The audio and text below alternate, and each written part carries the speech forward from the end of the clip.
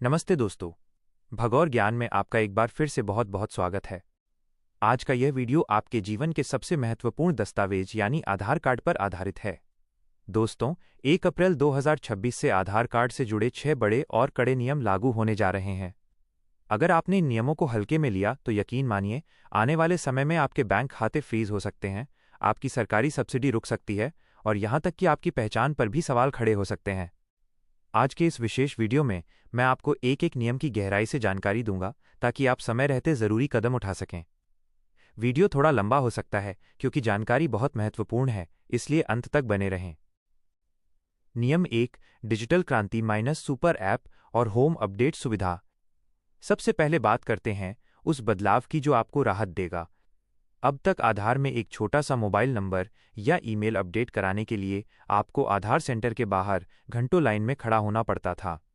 कई बार तो server down होने की वजह से आपको खाली हाथ वापस लौटना पड़ता था। बदलाव क्या है? 1 अप्रैल 2026 से UIDAI एक नया सुपर मोबाइल ऐप पूरी तरह से सक्रिय कर देगा। ये ऐप फिलहाल ट्रायल फेज में है, लेकिन नए वित्तीय वर्ष से ये हर भारतीय के मोबाइल में होगा। फायदा: अब आपको आधार सेंटर जाने की जरूरत 80% तक कम हो जाएगी। आप अपने घर बैठे सोफे पर बैठकर अपना मोबाइल नंबर और ईमेल आईडी अपडेट कर सकेंगे। तकनीक: इसमें चेहरा प्रमाणीकरण फेस ऑथेंटिकेशन तकनीक का इस्तेमाल होगा, यानी आपका मोबाइल कैमरा ही आपका वेरिफिकेशन करेगा।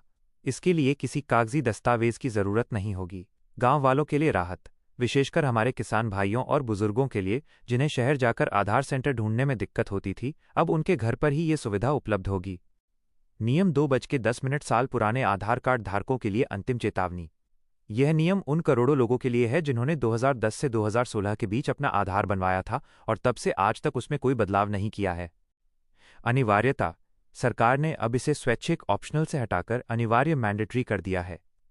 अगर आपका आधार 10 साल पुराना है तो आपको अपनी पहचान का प्रमाण POA और पते का प्रमाण POA दोबारा जमा करना होगा। तारीख याद रखें, इसके लिए सरकार ने 14 जून 2026 की समय सीमा तय की है।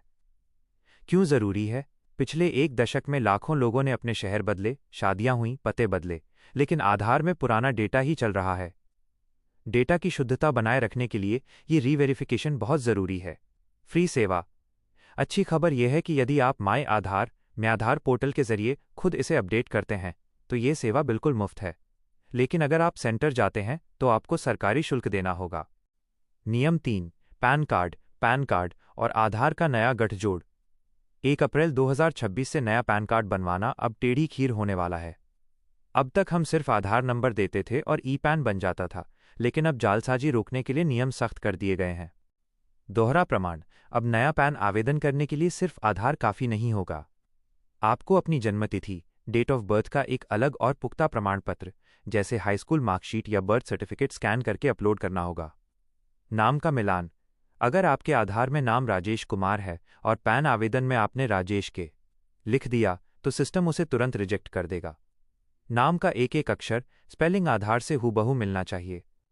पुराने फॉर्म बंद: 1 अप्रैल के बाद पुराने पैन एप्लीकेशन फॉर्म बेकार हो जाएंगे।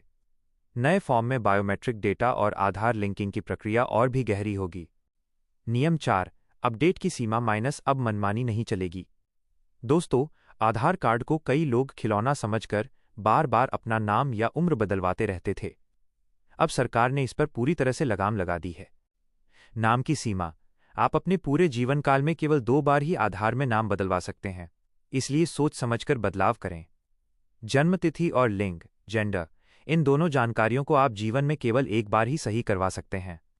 अगर आपने एक बार गलती सुधार ली और फिर से कोई गलती रह गई तो उसे ठीक कराने के लिए आपको दिल्ली मुख्यालय या क्षेत्रीय कार्यालय के चक्कर काटने होंगे और भारी कानूनी प्रक्रिया से गुजरना होगा। अपवाद: केवल पता, एड्रेस, फोटो और मोबाइल नंबर को आप जरूरत के हिसाब से कई बार अपडेट कर सकते हैं। नियम 5, नया सुरक्षित QR ओनली आधार कार्ड। यह भविष्य का सबसे बड़ा सुरक्षा अपडेट है। आज हम कहीं भी जाते हैं, चाहे होटल हो, सिम कार्ड लेना हो या बैंक, हम अपनी आधार की फोटोकॉपी दे देते हैं। उस फोटोकॉपी पर हमारा पूरा पता और जन्मतिथि लिखी होती है, जिसका गलत इस्तेमाल हो सकता है।